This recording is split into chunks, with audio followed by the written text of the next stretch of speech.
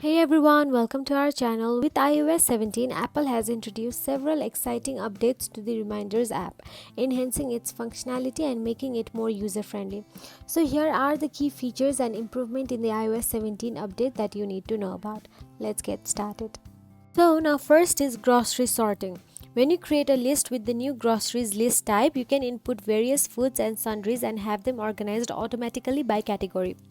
The organization makes it easier to find what you need when you are at the grocery store.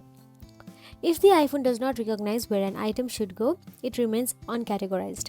It does recognize specific brands and types of food like Sour Patch Kids, many more, so it is a fairly robust solution for grocery shopping. You can also create your own categories in the grocery list. Now the another is customizable smart list. You can now create custom smart list based on specific criteria such as tags, due dates and priority levels. This allows for more personalized and efficient organization of your task. In any list, tap on the three dots to get the option interface. From there, tap on new section to add a section to the list. You will need to manually organize items in the list in each section, but it can be done with simple drag and drop gestures as well. Now the next is column view. In the same option interface, there is a new view as columns option that will show each section in a side-by-side view. You can swap between column and list view in the options menu.